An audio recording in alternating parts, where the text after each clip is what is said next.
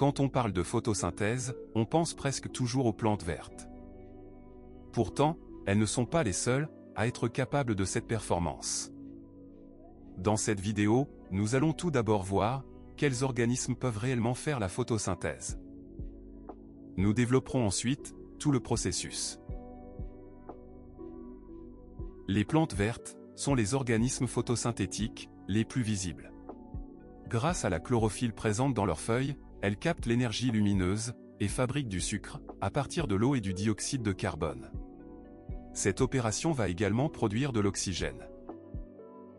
C'est pour cette raison que les plantes occupent une place centrale dans les écosystèmes terrestres.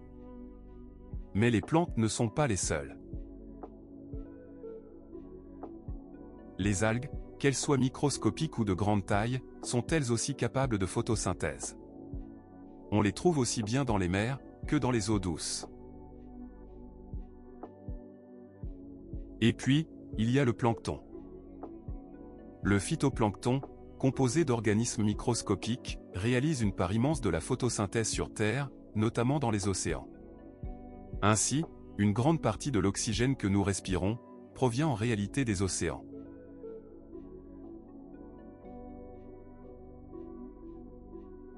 Enfin, certains organismes plus simples, comme certaines bactéries, sont également capables de photosynthèse. Ajoutons un être exceptionnel. C'est l'Elysia chlorotica. Le seul animal au monde capable de photosynthèse. C'est une petite limace de mer. Nous expliquerons dans une autre vidéo comment cela est possible.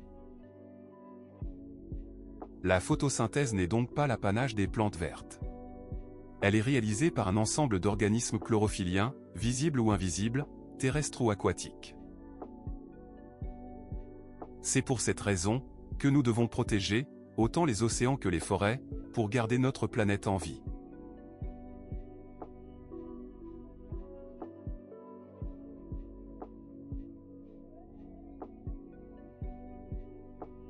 Maintenant que nous savons qui peut faire la photosynthèse, voyons de quoi une plante a réellement besoin pour produire du sucre et de l'oxygène. Il existe 4 ingrédients indispensables. L'eau, le dioxyde de carbone, l'énergie solaire et la chlorophylle. L'eau est absorbée par les racines et transportée jusqu'aux feuilles. Elle fournit l'hydrogène, nécessaire à la fabrication du sucre, et contribue à la libération de l'oxygène. Le dioxyde de carbone est capté dans l'air par les feuilles. Il fournit le carbone, qui sera utilisé pour fabriquer le glucose, et l'autre part d'oxygène. La lumière du soleil fournit l'énergie nécessaire pour activer les chloroplastes. Sans lumière, les plantes ne peuvent pas effectuer cette transformation chimique, même si elles ont de l'eau et du CO2.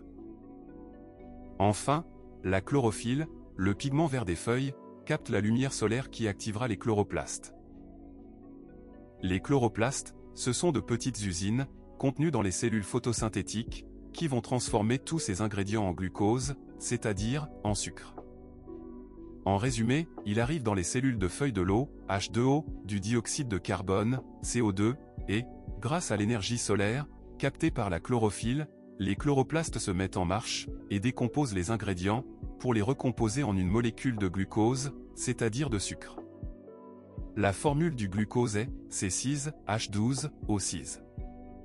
Pour fabriquer un glucose, il faut 6 molécules d'eau, H2O, et 6 molécules de dioxyde de carbone, CO2. Faisons les comptes. 6H2O décomposés vont donner 12H plus 6O. 6 CO2 décomposés vont donner 6C plus 12O. Au total, nous obtenons donc 6C plus 12H plus 18O. Voyons où tout cela se range dans la formule du glucose. Les 6 carbones vont en C6. Les 12 hydrogènes vont en H12.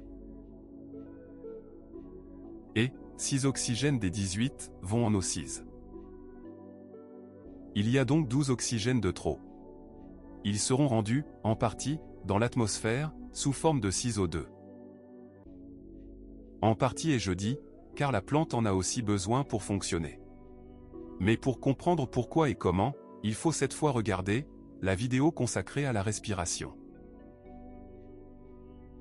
Vous comprenez à présent parfaitement comment, en absorbant de l'eau et du dioxyde de carbone, les organismes photosynthétiques fabriquent du glucose et nous rendent de l'oxygène. Merci de nous avoir suivis jusqu'ici, et à bientôt pour de nouvelles aventures.